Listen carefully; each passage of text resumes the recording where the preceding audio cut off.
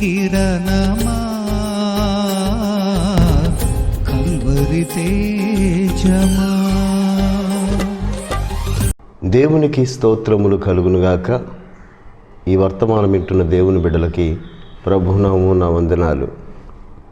దేవుని వాక్యము మన జీవితాలకు మేలు కలిగిస్తున్నది, మన జీవితాలకు విలువనిస్తున్నది. మనము నిత్యము సంతోషము ఆనందము కలిగి జీవించినట్లుగా మన బాధలలో నెమ్మది సమాధానం కలిగిస్తున్నది.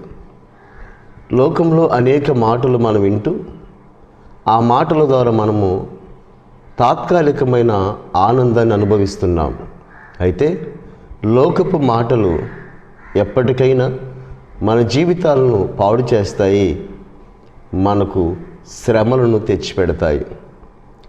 కానీ దేవుని వాక్యము, దేవుని మాటలు నీ జీవితాన్ని బాగు చేసి నువ్వు ఏ స్థితిలో ఉన్నా, ఏ పరిస్థితిలో ఉన్నా, ఏ శ్రమలో ఉన్నా, ఏ బాధలో ఉన్నా, కీర్తనకారుడు సెలవిచ్చినట్లుగా నీ వాక్యము నా బాధలలో నాకు నెమ్మది కలిగించెను అని. కనుక వాక్యము వినుట ద్వారా, వాక్యము అంగీకరించుట ద్వారా మన జీవితాల్లో సమస్యల నుంచి విడుదల పొంది ఒక నూతనమైన మార్పు చెంది క్రీస్తు ప్రభుల వారి రక్షణలోకి వచ్చి మనము నెమ్మది సమాధానం కలిగి జీవిస్తాము. అందుకే బైబిల్ ఇలా సెలవిస్తుంది, ప్రయాసపడి భారం మోసుకున్న సమస్త జనులారా నా యొద్దకు రండి, నేను మీకు విశ్రాంతినిస్తాను అని. కాబట్టి ఈ లోకములో అనేక సమస్యలతో సతమతమవుతున్నవారు, కుటుంబ సమస్యలతో సతమతమవుతున్నవారు, అనేక బాధలు ఇబ్బందులు పడుచున్నవారు ఇలా అనుకుంటారు, మాకు చాలా డబ్బుంటే మేము సంతోషంగా ఉండేవారమేమో, లేకుంటే మాకు పెద్ద పదవి ఉంటే మేము సంతోషంగా ఉండేవారమేమో, లేకుంటే మేము గొప్పవారుమై పుడితే సంతోషంగా ఉండేవారమేమో, మా జీవితాల్లో ఏ కొదవ లేకుండా ఉంటే సంతోషంగా ఉండేవారమేమో, ఇలా రకరకాలుగా. అయితే దేవుని బిడ్డలారా, నిజమైన ఆనందము, నిజమైన సంతోషము దేవునిలోనే ఉన్నదని మనం గ్రహించాలి. డబ్బులో లేని సంతోషం, పదవిలో లేని సంతోషం, ఈ లోకంలో మనము తీర్చుకునే ఆశల్లో లేని సంతోషం యేసు ప్రభుల వారిలో ఉన్నది. అది శాశ్వతమైన నిత్యమైన సంతోషం. ఎందుకంటే ఎంతోమందిని చూస్తూ ఉన్నాం దేవుని బిడ్డారా, డబ్బున్నవారే, ఉద్యోగాలు ఉన్నవారే, పదవులు ఉన్నవారే నెమ్మది లేక, సమాధానం లేక వాళ్ళ జీవితాల్లో అనేకమైన అలవాట్లు గురైపోయి జీవితాలు ముగిస్తున్న వారిని కూడా మనం చూస్తూ ఉన్నాం. కనుక యేసు ప్రభులు వారిచ్చే ఆ సంతోషం, ఆ ఆనందము మనం అనుభవించాలి. క్రీస్తు ప్రభుల వారిలో దొరికే ఆ రక్షణ మనం పొందుకోవాలి. ఈ లోక సంతోషం కాదు, ఈ లోక ఆనందము కాదు, దేవునిలో దొరికే ఆ సంతోషం, ఆ ఆనందము నీ యొద్ద నుండి ఎవ్వరు కూడా తేలేరు. ఎందుకంటే మనం గమనిస్తే దేవుని బిడ్డలారా, ఈ లోకములో ప్రతి ఒక్క మనిషి జీవితంలో ఏదో ఒక సమస్య ఉంటుంది. నాకు ఏ సమస్య లేదని చెప్పేవారే లేరు. ప్రతి ఒక్కరి జీవితంలో ఏదో ఒక సమస్య ఉంటుంది. కుటుంబ సమస్య, ఆర్థిక సమస్య, భర్తతో సమస్య, భార్యతో సమస్య, బిడ్డలతో సమస్య, రకరకాల సమస్యలు, కొందరికి అనారోగ్య సమస్యలు. కాబట్టి సమస్య లేని మానవులు లేరు. ఎవరికి తగ్గ బాధలు వారికి ఉన్నవి, ఎవరికి తగ్గ సమస్యలు వారికి ఉన్నవి. అయితే దేవుని బిడ్డలారా, వాటన్నిటి నుంచి విడుదల పొందలేక చాలామంది నెమ్మది లేక, సమాధానం లేక జీవితాలను ముగిస్తూ ఉన్నారు. అయితే క్రీస్తు ప్రభుల వారు చెప్తున్న మాట ఏంటంటే, మీరు ఏ శ్రమలో ఉన్నా, ఏ బాధలో ఉన్నా, ఏ నిందల్లో ఉన్నా, ఏ కష్టాల్లో ఉన్నా, నా ప్రభు చెప్తున్న మాట, వాటన్నిటి నుంచి విడిపించి నీకు నెమ్మది సమాధానం ఇవ్వగలిగిన సర్వశక్తి కలిగిన దేవుడు మనం ఆరాధించే దేవుడు. దేవుని స్తోత్రాలు కలుగునుగాక. కాబట్టి నీకు ఏమీ లేకపోయినా, నీతో ఎవరు లేకపోయినా, నీ ఒంటరివైనా, ఏ స్థితిలో నీవు బ్రతుకుచున్నా, నా ప్రభు చెప్తున్న మాట ఏంటంటే, ఆయన నీకు తోడుగా ఉంటే సమస్తము నీకు ముందు ఉన్నట్లే. ఏ కొదవ నీకు లేనట్లే ఒక నిత్యమైన శాశ్వతమైన సంతోషం, నెమ్మది, సమాధానం నీ హృదయంలో చూస్తావు, నీ గృహములో చూస్తావు, నీ జీవితములో అనుభవిస్తావు. కాబట్టి మనము దేవుని యొద్దకు వచ్చుటకు, మన హృదయాలు ఆయనకు సమర్పించుకున్నటకు మనము మంచి తీర్మానం తీసుకోవాలి. దేవుని బిడ్డలారా, చాలామంది వాక్యాలు వింటున్నారు, చాలామంది మందిరాలకు వెళ్తున్నారు, చాలామంది మీటింగ్స్కి వెళ్తున్నారు, కానీ క్రీస్తు ప్రభుల వారిని వాళ్ళ హృదయాలు చేర్చుకోవట్లేదు. క్రీస్తు ప్రభుల వారిని స్వరక్షకునిగా వారు అంగీకరించట్లేదు. ఏదో యేసు ప్రభుల వారి దగ్గరికి వెళ్తే ఏదో ఒక స్వస్థత కలుగుతుంది, మేలు కలుగుతుంది, ఇంకా అయిపోయింది.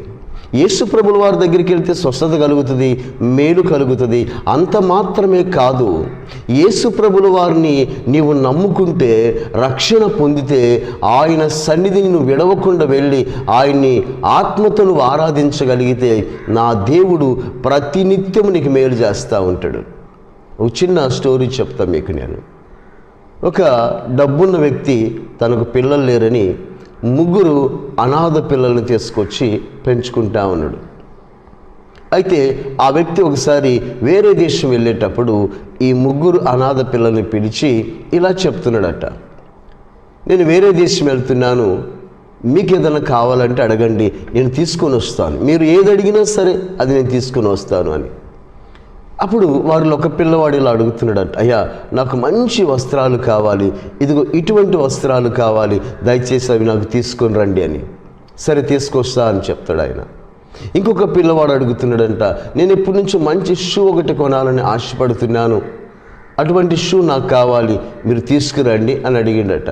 సరే నీ కోరిక కూడా తీరుస్తాను, తీసుకొస్తానని చెప్పిండంట ఆ వ్యక్తి. ఇక మరొక పిల్లవాడు 3వ పిల్లవాడి దగ్గరికి వెళ్ళి, మరి నీకేం కావాలి, వారిద్దరూ కోరుకున్నారు కదా, నువ్వు కూడా కోరుకంటే ఆ పిల్లవాడు అన్నాడట, అయ్యా నాకు ఏ కోరికలు లేవు, కానీ అనాథగా ఉన్న నన్ను తీసుకొచ్చి నువ్వు పెంచుతున్నావు, కాబట్టి నువ్వు ఆ దేశానికి వెళ్ళి క్షేమంగా తిరిగిరా, అదే నాకు చాలా అన్నాడట. దేవునికి స్తోత్రాలు. కాబట్టి ఆయన దేశానికి వెళ్ళి తన పని ముగించుకొని వస్తూ వీళ్ళు కావాల్సినవి అడిగినవి తీసుకొని వస్తాడు. అలా వచ్చిన తర్వాత ఆయన ఆ వస్త్రాలు అడిగిన వాడిని పిలిచి, ఇదిగో నీవు అడిగిన వస్త్రాలు తీసుకోమనిస్తాడు. ఆ పిల్లోడు సంతోషపడతాడు, ఈ వస్త్రాలు ఎప్పటి నుంచి ధరించాలనుకున్నాను అని. ఇంకొక పిల్లవాడిని పిలుస్తాడు, ఇదిగో నీవు అడిగిన షూ తీసుకోమనిస్తాడు. ఆ పిల్లవాడు కూడా షూస్ తీసి సంతోషపడతాడు, నేను ఎప్పటి నుంచో ఈ షూస్ ధరించాలనుకున్నాను అని. 3వ పిల్లవాడు వచ్చి నిలబడతాడు. అప్పుడు ఆ వ్యక్తి అంటాడు, నీవేం అడగలేదు కదా, నీకేం తీసుకురాలేదు. ఆ పిల్లవాడు అంటాడు, సరే నువ్వేం తీసుకురాకపోయినా నువ్వు క్షేమంగా వచ్చినావు చాలు అంటాడు. అప్పుడు ఆ ధనవంతుడు ఏమంటాడంటే, ఇదిగో వీడు వస్త్రాలు అడిగినాడు, వస్త్రాలు తీసుకొచ్చిన, వీడు షూ అడిగినాడు, షూ తీసుకొచ్చిన, నీవు నా మంచి కోరినావు, నేను కావాలని కోరుకుంటున్నావు, కాబట్టి ఇక నుంచి నీవు నా కుమారుడిగా అంగీకరించబడుతున్నావు, నిన్ను నా కుమారుడిగా స్వీకరిస్తున్నాను, ఈ ఆస్తి మొత్తానికి అర్హుడవు నీవే అన్నాడట. వాళ్ళేమో తాత్కాలికమైన బహుమానాలు కోరుకున్నారు. ఈ పిల్లవాడు మాత్రము ఆ వ్యక్తికి ఒక కుమారుడిగా మార్చబడ్డాడు, ఆ ఆస్తికి వారసుడుగా తీర్చబడ్డాడు. యేసు ప్రభుల వారి దగ్గర మనం కేవలము ఒక స్వస్థత కొరకు, అద్భుతం కొరకు కాదు, యేసు ప్రభుల వారి నీ తండ్రి అయితే, యేసు ప్రభుల వారి నీ దేవుడైతే నీకు ఏ కొదవ లేనే లేదు. దేవునికి మహిమ కలుగునుగా. నీకెప్పుడు నెమ్మది, నీకెప్పుడు సమాధానం, నీకెప్పుడు సంతోషం. ఎందుకంటే ఆ సర్వశక్తి కలిగిన తండ్రే మన దేవుడై ఉండగా, మన తండ్రి ఉండగా ఇంకా మన కొదవేముంది? ఆమేన్. కాబట్టి క్రీస్తు ప్రభుల వారిని స్వరక్షకునిగా అంగీకరిస్తే మన జీవితాల్లో ఎన్నడూ లేని సంతోషాన్ని, ఆనందాన్ని, క్షేమాన్ని అనుభవిస్తాము. బైబిల్ గ్రంథంలో ఒక వ్యక్తి గురించి నేను మీకు చెప్పాలని ఆశపడుతున్న దేవుని బిడ్డరా, ఆయన జక్కయ్య. ఈ జక్కయ్య గురించి లూకా సువార్తలో రాయబడింది. అసలు ఎవరు ఈ జక్కయ్య అంటే, జక్కయ్య ఆ దినాల్లో ఒక ఆఫీసర్, ఉద్యోగస్తుడు. ఏంటి జక్కయ్య చేసే ఉద్యోగం అంటే దేవుని బిడ్డరా, ఆయన ఇన్కమ్ ట్యాక్స్ కలెక్టర్, పన్నులు వసూలు చేయవాడు. కాబట్టి ఒక మంచి ఉద్యోగస్తుడు జక్కయ్య. అయితే జక్కయ్యకు ఒక బ్యాడ్ నేమ్ కూడా ఉంది. చాలామంది ఉద్యోగస్తులు చూస్తూ ఉంటాం మనం.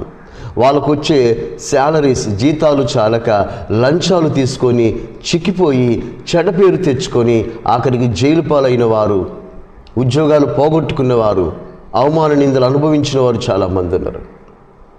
జక్కయ్య కూడా ఈ కోవకు చెందినవాడే. జక్కయ్య పన్నులు వసూలు చేస్తూ వచ్చే ఆ సొమ్ము చాలక, ఆ జీతము చాలక ఆయన అన్యాయంగా వసూలు చేసేవాడట. ఆయనే ఒప్పుకున్నాడు. అంటే ఎంత వసూలు చేయాలో పన్ను ప్రభుత్వం ఎంత నియమించిందో అంత తీసుకోడట, ఎక్స్ట్రా తీసుకుంటాడట. అలా ప్రజలను బాధ పెట్టి ధనము సంపాదించేవాడు. ఈ దినాల్లో చూస్తూ ఉన్నాం దేవుని బిడ్డారా, కొందరు వ్యక్తులు ఎవరు ఏమైనా కానీ, ఎవరు నష్టపోని, ఎవరు కష్టపడని, ఎవరు శ్రమలు పడిని, ఎవరు ఏదైతే నాకెందుకు, నేను సంపాదించాలి, ఏదైనా చేసి మోసము చేస్తాడు, అక్రమాలు చేస్తాడు, అన్యాయాలు చేస్తాడు. డబ్బు కొరకు దేన్నైనా మనిషినైనా చంపడానికి ఈ రోజులు సిద్ధపడుతున్నారు. అంటే వాళ్ళ సుఖం కోసము, వాళ్ళ సంపాదన కోసం, వాళ్ళ లగ్జరీ కోసము ఎంతోమంది జీవితాలకు అన్యాయం చేస్తున్న వారు నాయకులు ఉన్నారు, అధికారులు ఉన్నారు, అనేక మంది ప్రజలు ఉన్నారు.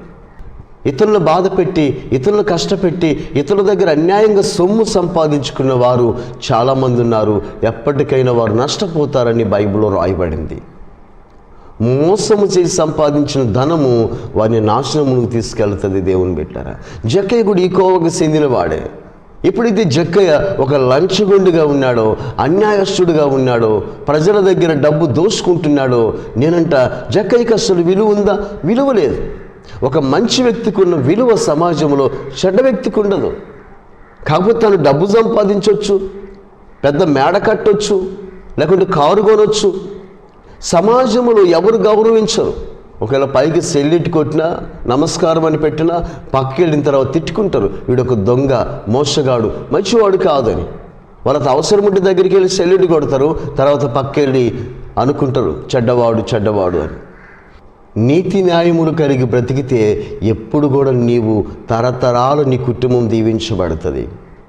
కనుక జక్కయ్య ఆ ధనం సంపాదించిననే కానీ ఆయనకు నిజమైన సంతోషం లేదు, సమాధానం లేదు. ఎవరు మంచిగా పలకరించరు, ఎవరు ప్రేమించరు, ఎవరు దగ్గరకు రానివ్వరు. ఎందుకంటే లంచగొండి, మోసగాడు. అందరూ అనుకునేవారు ఈ జక్కయ్య అనేవాడు చెడ్డవాడు, వీని అసలు రానివ్వకూడదు, వీడు మంచివాడు కాదు అని అనుకునేవారు. నిజంగా ఎవరైనా మనల్ని ఈ విధంగా మాట్లాడుతుంటే, పలాని వ్యక్తి మంచోడు కాదు, పలాని వ్యక్తి లేకుంటే త్రాగుబోతు, పలాని వ్యక్తి పాపము చేయవాడు, లేదంటే పలాని వ్యక్తి లంచగొండి, పలాని వ్యక్తి కుటుంబాన్ని వేధిస్తాడు, ప్రజలను బాధిస్తాడని ఎవరైనా అనుకుంటే మనకు ఎలా సంతోషం ఉంటుంది? మనం తిన్నా ఎలా సంతోషంగా ఉంటుంది?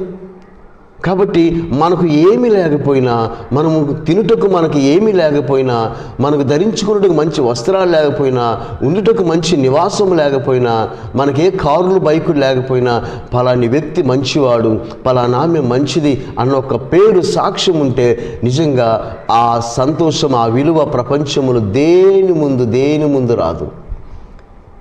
ఏది సరిపోదు ఆ విలువకు ముందు. ప్రధానమంత్రి పదవి కూడా సరిపోదు. కాబట్టి జక్కయ్యకు బ్యాడ్ నేమ్ ఉంది ఆ ప్రాంతంలో. ఎవరు గౌరవించరు, ఎవరు మర్యాదగా పిలవరు, ఎవరు కూడా ఆయన పట్టించుకోరు, చెడ్డవాడుగా చూసేవారు. అయితే ఒకరోజు జక్కయ్య ఏమనుకున్నాడంటే, యేసు ప్రభుల వారి గురించి ఆయన విన్నాడు. యేసు ప్రభుల వారు గొప్ప దేవుడట, ప్రేమ కలిగిన దేవుడట, స్వస్థపరుస్తాడట, ఆయన దగ్గరికి వెళితే మనుషులు మారిపోతారట, పాపం విడిచిపెడతారట. ఇంత గొప్పవాడు ఈ లోకానికి వచ్చినాడట, అసలు ఆయన ఎలా ఉంటాడో చూడాలి ఈయన ఉద్దేశం అది. చాలామంది మందిరాలకు వెళ్తారు దేవుడు ఏదైనా మేలు చేయాలని. మంచిదే, దేవుడు మేలు చేస్తాడు. అయితే వెళ్ళిన తర్వాత మనం ఇంకా దేవుడు మేలు చేస్తే ఆయన మర్చిపోకూడదు. కొంతమంది స్వస్థత కలగగానే, అద్భుతం జరగగానే ఇంకా మాకు అవసరమేముంది, దేవుడు మాకు మేలు చేసినాడు అని చెప్పి వెళ్ళిపోతున్నారు లోకంలోకి. నీకు ఆ ఒక్క మేలే కావాలా? ఇంకా దేవుని జీవితంలో మేలు చేయొద్దా? ఇంకా యేసయ్య ఆశీర్వాదాలు నువ్వు చూడొద్దా? నీ కుటుంబం చూడొద్దా? చూడాలంటే ఆయన మందిరానికి వెళ్ళి రక్షణ పొందుకొని ఆయన సురక్షకునిగా అంగీకరించాలి. జక్కయ్య ఎందుకు వెళ్ళినాడు అంటే యేసు ఎవరో చూడగోరని బైబిల్లో రాయబడింది. ఒకసారి ఆ మాట చదువుదాం దేవుని బిడ్డలారా. బైబిల్ గ్రంథంలో లూకా సువార్త 19వ అధ్యాయము 3వ వచనం చదువుకుందాం. యేసు ఎవరో అని చూడగోరెను గాని పొట్టివాడైనందున జనులు గుంపు కూడి ఉండట వలన చూడలేకపోయెను. ఇక్కడ జక్కయ్య ఎందుకు వెళ్ళినాడు ఆ సభకు, ఆ మీటింగుకు అంటే యేసు ఎవరో చూడాలనుకున్నాడట.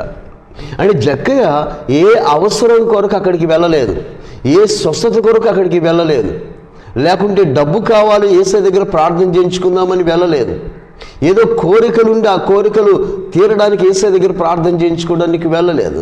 జక్కయ్య ఎందుకు వెళ్ళినాడంటే అసలు యేసయ్య ఎవరో చూడాలి, ఈ ఆశ్చర్యకరుడు ఎవరో చూడాలి, ఈ అద్భుతకరుడు ఎవరో చూడాలి, ఆయన్ని ఒక్కసారైనా చూడాలి. ఇప్పుడు ఎవరైనా అనుకుంటున్నారా ఇలాగా? యేసయ్యను చూడాలి, యేసయ్య మందిరానికి వెళ్ళాలి, యేసయ్య గురించి తెలుసుకోవాలి, ఇవన్నీ వాళ్ళకి అనవసరం. దేవుడు మేలు చేస్తే చాలు, వాళ్ళకు మేలు జరిగితే చాలు.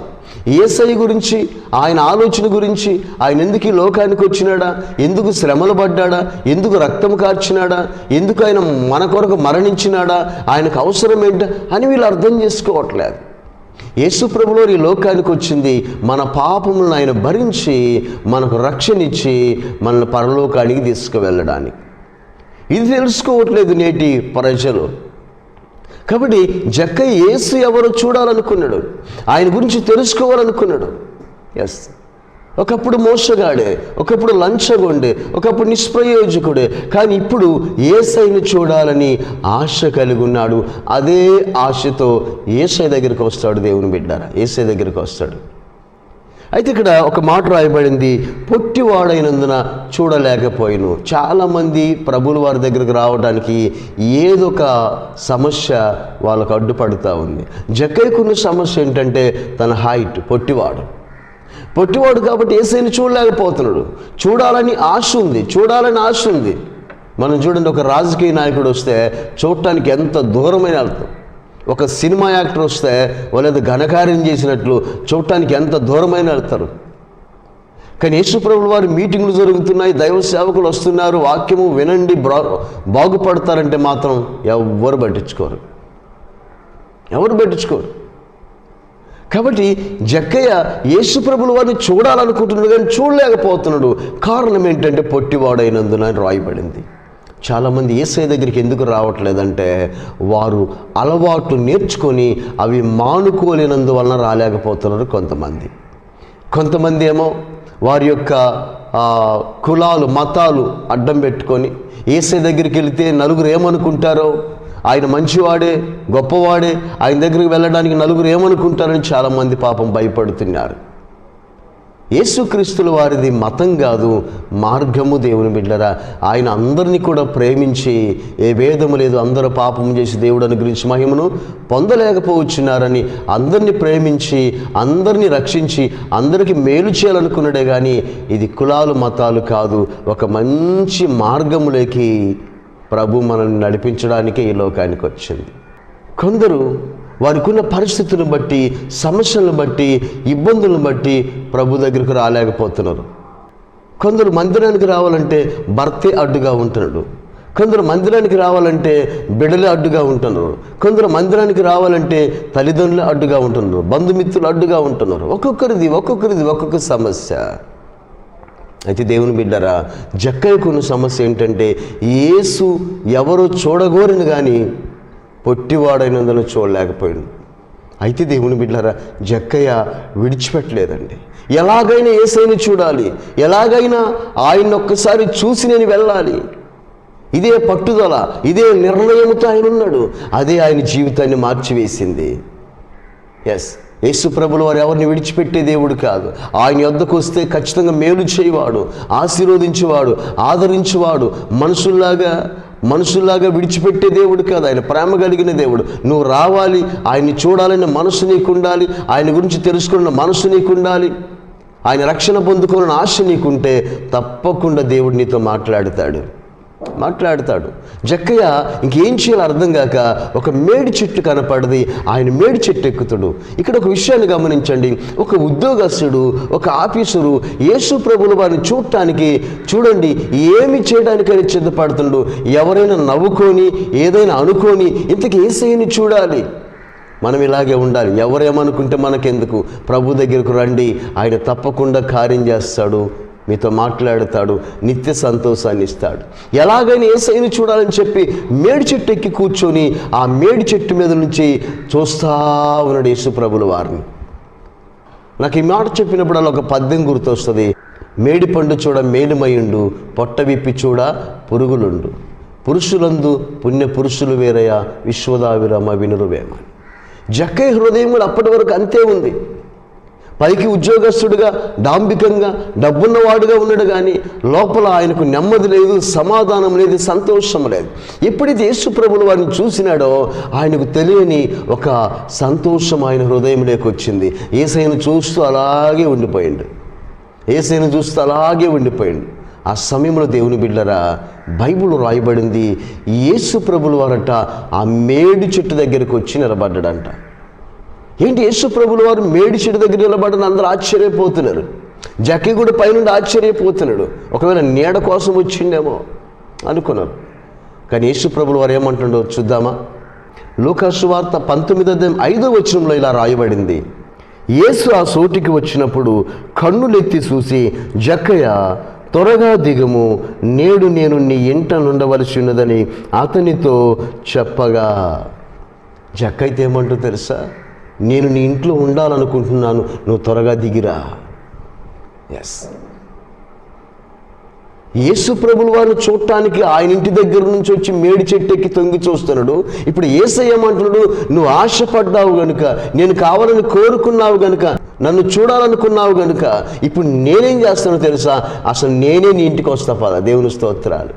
ఆయన్ని చూస్తే చాలని నువ్వు అనుకున్నావు, నేను నీ ఇంటికి వచ్చి నీతో ఉండాలనుకుంటున్నాను. ఆమేన్. యేసు ప్రభుల వారే నీతో ఉంటాడు, నీ ఇంట్లో ఉంటాడు. ఓన్లీ కుటుంబ ప్రార్థన పెట్టి ఇంకా మందిరానికి రాకుండా మానేస్తే కాదు. యేసు ప్రభుల వారు నీ ఇంట్లో ఉండాలి, నీ హృదయంలో ఉండాలి అంటే ఆయన్ని చూడాలి, ఆయన గురించి తెలుసుకోవాలి, రక్షణ పొందాలన్న ఆశ నీలో ఉండాలి. ఎప్పుడైతే ఆ ఆశ నీలో ఉంటుందో యేసు ప్రభుల వారు నీ ఇంట్లోకి వస్తాడు, నీతోనే ఉంటాడు. ఎస్. కాబట్టి ఇప్పుడు యేసు ప్రభువు ఎప్పుడైతే జక్కయ్య నువ్వు దిగిరా, నేను నీ ఇంటికి వస్తా, నీతో ఉంటా, నీతో మాట్లాడతా, నువ్వు చూస్తే చాలనుకున్నావు. అదే గొప్ప గొప్ప వారిని వస్తూ ఉంటారు, సినిమా వాళ్ళు, రాజకీయ నాయకులు. వాళ్ళని మిమ్మల్ని అలా పిలుస్తారా? రా, నువ్వు రా, మా ఇంటికి రా, నువ్వు ఇంత ఆశపడి వచ్చినావు నా దగ్గరికి. వాళ్ళకి జెండాలు మోస్తారు, దండాలు పెడతారు, పెద్ద పెద్ద పూలమాలలు వేస్తారు, కానీ మిమ్మల్ని పట్టించుకోరు. యేసు ప్రభుల వారు అలా కాదు. ఆయన ప్రేమ కలిగిన దేవుడు, ఆయన దగ్గరకు వచ్చిన వారిని ప్రేమించే దేవుడు. రా, నేను ఇంటికి వస్తా. ఎప్పుడైతే ఆ మాట విన్నాడో దేవుని బిడ్డలారా, ఇంకా జక్కయ్య ఆనందానికి అవధులు లేవు. నేను అనుకుంటా ఉద్యోగం వచ్చినప్పుడు నేను ఆనందం అనుభవించుంటాడు. ఎస్, డబ్బులు సంపాదించినప్పుడు నేను ఆనందం అనుభవించుంటాడు. ఎందుకంటే లోకంలో ఎవరు ఇవ్వని, ఎక్కడ దొరకని సంతోషం అది. దిగిరా, నువ్వు చెట్టు దిగిరా, నేను ఇంటికి వస్తాను. ఎప్పుడైతే ఆ మాట అన్నాడో ఇక జక్కయ్య చిన్న పిల్లోళ్ళలాగా హడావుడిగా చెట్టు దిగేసిండు. ఇంకా యేసయ్య జక్కయ్య ఇంటికి వెళ్తుంటే అందరూ ఆశ్చర్యపోతా ఉన్నారు. అదేంటి, మనం వెంబడిస్తున్నాం, మన ఇంటికి వస్తానని లేదు. ఇక్కడ వీళ్ళకు జక్కయ్యకున్న డిఫరెంట్ తేడా ఏంటంటే, వాళ్ళందరూ ఏదో మేలుల కొరకు వెంబడిస్తున్నారు యేసయ్యని. జక్కయ్య అలా కాదు. యేసయ్యను చూడాలి, ఆయన గురించి తెలుసుకోవాలి, ఆయన ఎవరో, ఆయన ఎలాంటి వాడో, ఆయన చేసిన కార్యాలు ఏంటో, ఆయన ఎంత గొప్పవాడో తెలుసుకోవాలనుకున్నాడు కనుక, హృదయపూర్వకంగా యేసయ్యను చూడాలనుకున్నాడు కనుక యేసయ్య జక్కయ్య ఇంటికి వెళ్తా ఉన్నాడు. ఇంకొక మాట చెప్పనా, ఎప్పుడైతే యేసయ్య జక్కయ్య ఇంటికి వెళ్ళిండో జక్కయ్య వెంటనే మార్పు చెంది పశ్చాత్తాపడ్డాడు. నేటి దినాల్లో చాలా సంవత్సరాలుగా మందిరాలకు వెళుతున్నవారు, వాక్యాలు వింటున్నవారు, రక్షణ పొందిన వారు కూడా మార్పు చెందట్లేదు, తీర్మానం తీసుకోవట్లేదు, పాత జీవితాన్ని విడిచిపెట్టట్లేదు, అలాగే ఉంటున్నారు. ఎప్పుడైతే జక్కయ్య ఇంట్లోకి యేసు ప్రభుల వారు వెళుతున్నాడు, జక్కయ్య ఒక మాట చెప్తున్నాడు, అయ్యా నీవు నా ఇంట్లోకి వచ్చుటకు నేను అర్హుడను కాదు, నేను పాపిని. అయితే నేను ఇప్పుడు ఏం చేస్తున్నానంటే, ఏదైతే నేను తప్పు చేసినానో, లంచాలు తీసుకున్నానో, ఇప్పుడు నా పాపాలు ఒప్పుకుంటున్నాను. మన దేవుడి దగ్గర ఎంత ఘోర పాపికైన క్షమాపణ దొరుకుతుంది. తప్పు చేస్తే శిక్ష వేయటమే కాదు, ఈ లోకంలో లాగా నా యేసయ్య నువ్వే తప్పు చేసినా క్షమించి రక్షించి ప్రేమించేవాడు. కాబట్టి నేను ఈ లంచం తీసుకుని సొమ్మంత ఇంక ఇవ్వబోతున్నాను, 4 గంటలకు తిరిగిస్తాను అని చెప్పి ఆ డబ్బంతా తీసుకెళ్ళి నాకు ఈ డబ్బు వద్దు, డబ్బు ఇవ్వలేని సంతోషం యేసయ్య ఇచ్చినాడు, నాకు తినటానికి కొంత ఉంటే చాలని చెప్పి చాలా సొమ్ము తీసుకెళ్ళి అందరికీ పనిచేసిండు. అప్పుడు చూడండి, ప్రజలందరూ ఏమనుకుని ఉంటారు, జక్కయ్య ఎంత మంచివాడు, జక్కయ్య ఎంత ప్రేమ కలిగిన వాడు, జక్కయ్య ఎంత మార్పు చెందినాడని జక్కయ్య గురించి అనుకుంటుంటే ఆయన ఎంతో సంతోషపడి ఉంటాడు. యేసు ప్రభులు వాళ్ళు దొరికిన ఆనందం, సంతోషం ఆయన చూడగలిగినాడు ఆ దినాల్లో దేవుని బిడ్డలారా. అందుకే చివరికి ఒక మాట చదువుకుందాం. లూకా సువార్త 19వ అధ్యాయం 6వ వచనంలో రాయబడింది, అతడు త్వరగా దిగి సంతోషముతో ఆయనను చేర్చుకొనెను. సంతోషముతో ఆయనను చేర్చుకొనెను. యేసు ప్రభులు వారు తన హృదయంలోకి రాగానే, తన ఇంటికి రాగానే జక్కయ్యలో ఎప్పుడు లేని సంతోషం, ఆనందం ఆయన చూడగలిగినాడు. ఈరోజు నీవు అనుభవిస్తున్న తాత్కాలికమైన శారీర సంబంధమైన సంతోషాలు ఏవైతే ఉన్నాయో, నేర్చుకున్న అలవాటుతో నువ్వు ఏదైతే సంతోషమని భావిస్తున్నావో, ఒకరోజు అది నిన్ను దుఃఖ పెడుతుంది, నీ జీవితాన్ని నాశనం చేస్తుంది. యేసు ప్రభుల వారిలో దొరికే సంతోషం, వాక్యములో దొరికే సంతోషం, రక్షణలో దొరికే సంతోషం, అది ఎప్పటికీ కూడా నిన్ను సంతోషంగా, ఆనందంగా జీవితకాలం అంతా నీకు తోడుగా ఉంటుంది. అంతేకాదు, పరలోకాన్ని నీకు అనుగ్రహిస్తుంది. బైబిల్లో రాయబడింది, పరలోకంలో దుఃఖం ఉండదట, వేదన ఉండదట, ఏడుపు ఉండదట, నిరంతరం సంతోషం సంతోషం సంతోషం ఉంటుందట. కాబట్టి దేవుని బిడ్డలారా, యేసు ప్రభువును మనల్ని ప్రేమించి రక్షించి మన జీవితాల్లో ఏ శ్రమలున్నా, ఏ బాధలున్నా, ఏ కష్టాలున్నా, ఏ నిందలున్నా వాటన్నిటి నుంచి విడిపించి మనల్ని పరలోకం తీసుకువెళ్ళడానికి ఈ లోకానికి వచ్చినాడు. అయితే నేడు మానవుడు ఏం చేస్తున్నాడు? తన ఇష్టానుసారంగా విచ్చలవిడిగా అనేకమైన అలవాటు నేర్చుకొని యేసు ప్రభువుల వారి దగ్గరకు రాలేకపోతున్నారు, రక్షణ మార్గంలోకి రాలేకపోతున్నారు, పాప క్షమాపణ పొందలేకపోవచ్చున్నారు, నీతి జీవితం జీవించలేకపోవచ్చున్నారు. దాని ప్రతిఫలము ఎన్నో శ్రమలు, ఎన్నో కష్టాలు, ఎన్నో ఇబ్బందులు అనుభవిస్తూ ఉన్నారు. దేవుని బిడ్డరా, చూస్తూ ఉన్నాం మనం ఈ సమాజంలో రకరకాల అలవాట్లు నేర్చుకొని ఆ అలవాట్లలో సంతోషాన్ని చూడాలని వెళ్ళిపోయి జీవితాలను పాడు చేసుకుంటున్నవారు కొందరు ఇలా అంటారు, ఎందుకు మీరు త్రాగుచున్నారు, ఈ అలవాటు ఎందుకు నేర్చుకున్నారంటే, అయ్యా మా జీవితంలో అన్ని సమస్యలే, ఆ సమస్యలు బట్టి త్రాగుతున్నామంటారు. నేనంట, సమస్యలను బట్టి నువ్వు మద్యం అలవాటు చేసుకుంటే సమస్యలు ఏమన్నా పోతున్నాయా? పోవట్లేదు, కానీ ఇంకా ఎక్కువ సమస్యలు కొని తెచ్చుకుంటున్నావు. నువ్వు ఏ శ్రమలో ఉన్నా, ఏ ఇబ్బందిలో ఉన్నా, ఏ కష్టంలో ఉన్నా యేసు ప్రభువు వారి దగ్గరకు రాగలిగితే, ఆయన మందిరంలో అడుగు పెట్టగలిగితే, ఆయన వాక్యాన్ని హృదయంలో చేర్చుకోగలిగితే జక్కయ్య వంటి సంతోషం నువ్వు అనుభవిస్తావు. ఇంకొక మాట్లాడు యేసు ప్రభుల వారి జక్కయ్య గురించి, ఇదిగో నేడు ఇతడు కూడా అబ్రహాము కుమారుడే. కానీ ప్రజలేమనుకుంటున్నారు, ఏంటి యేసు ప్రభుల వారు పాపితో వెళ్తున్నాడు, లంచగొండితో వెళ్తున్నాడు. లోకంలో చాలామంది ఇలా మాట్లాడతారు మన గురించి. దేవుని బిడ్డారా, ఇతను మంచివాడు కాదు, ఈమె మంచిది కాదు, మేమే మంచి వాళ్ళము, వీళ్ళు చెడ్డవాళ్ళు, వీళ్ళ కుటుంబం చెడ్డది, ఈ వ్యక్తి చెడ్డవాడు, వీళ్ళని రానివ్వకూడదు, వీళ్ళని అసలు వీళ్ళతో మాట్లాడకూడదు, వీళ్ళని పట్టించుకోకూడదు, ఇలా రకరకాలుగా మన గురించి బ్యాడ్ కామెంట్ చేసేవాళ్ళు చాలామంది ఉంటారు. అయితే యేసు ప్రభుల వారు అటువంటి వాడు కాదు. మనం ఏ స్థితిలో ఉన్నా, ఏ పరిస్థితిలో ఉన్నా, ఎవరు మనల్ని తృణీకరించినా, ఎవరు మనల్ని నెట్టివేసినా, ఎవరు మనల్ని బాధించినా యేసు ప్రభుల వారు ప్రేమిస్తాడు ఆయన దగ్గరికి వస్తే. జక్కయ్య అందరూ అనుకుంటున్నారు, వీడు పాపి కదా, మోసగాడు కదా, ఏంటి యేసు ప్రభుల వారికి తెలియదా వీడి గురించి? వాళ్ళు అనుకుంటారు, యేసు ప్రభుల వారికి తెలియదా వీడి గురించి? అయ్యో పాపం, యేసయ్యకి వీడి గురించి తెలియదేమో. నేను ఒక మాట చెప్పనా, వాళ్ళకంటే జక్కయ్య గురించి యేసు ప్రభుల వారికి ఎక్కువగా తెలుసు. ఎందుకంటే యేసు ప్రభుల వారు హృదయాంతరంగములు ఎరిగిన దేవుడు. మనకన్నా పై రూపాన్ని చూసి మనము ఎటువంటి వారో చెప్పగలుగుతాం, కానీ యేసు ప్రభువుల వారు హృదయాంతరంగమును ఎరిగిన దేవుడు. ఆయనకు సమస్తమును తెలుసు. అన్నీ తెలిసినా కానీ జక్కయ్యని ఎందుకు చేర్చుకోవాలనుకున్నాడు? అటువంటి వాడని తెలిసినా కానీ జక్కయ్య ఇంటికి ఎందుకు వెళ్ళాలనుకున్నాడు?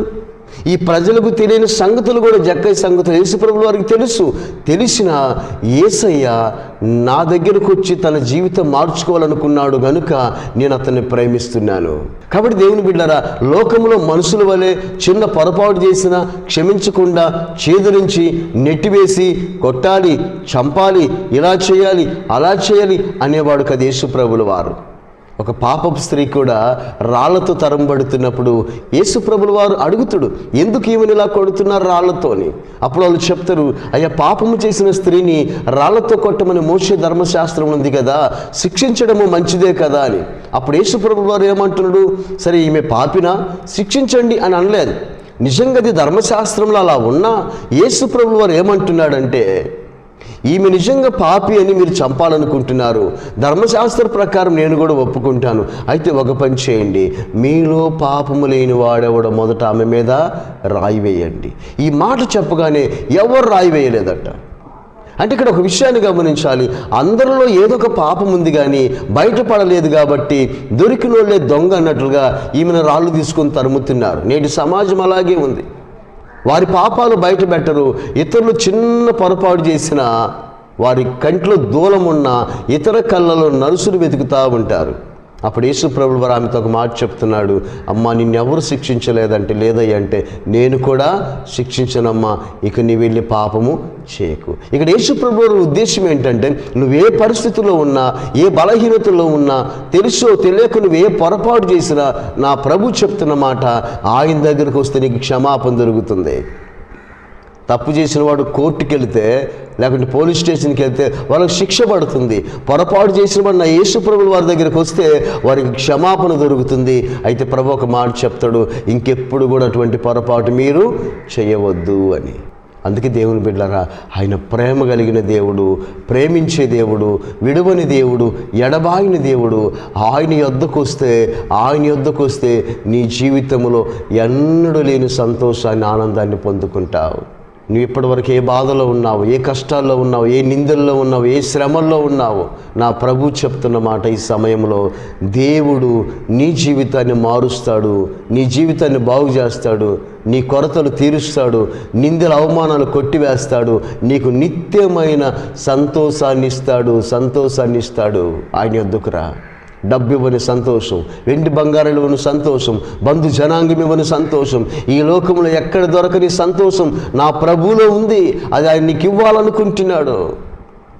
నీవు గుర్తిస్తే, అంగీకరిస్తే ఈ జక్కయ్య జీవితమే ఒక పాఠంగా భావించి మన జీవితాల్లో ఎటువంటి బలహీనతలను విడిచిపెట్టి నీవు దేవుని ఆలయానికి వెళ్ళి దేవుని ఆలయంలో క్షమాపణ పొందుకొని ఆయన బిడ్డగా నీవు ఆయన మార్గంలో నడవగలిగితే నా ప్రభు ఏ కొదవ నీ జీవితంలో లేకుండా చేసి నీకు మేలు చేసి, ఎవరైతే నిన్ను నిందించి అవమానించినారో వారి ఎదుటిని నిన్ను గొప్ప చేసి ఉన్నతమైన కృప చూపిస్తాడని నమ్మి విశ్వసించి ఆ దిశగా మీ జీవితాల మేలు కొరకు, మార్పు కొరకు, నిత్య సంతోషం కొరకు ప్రభుల వారికి సమయంలో ప్రార్థన చేద్దాం. దేవుడి మాటలు దీవించి మన జీవితాల్లో ఆశీర్వాదకరంగా, ఫలభరితంగా మార్చునుగాక.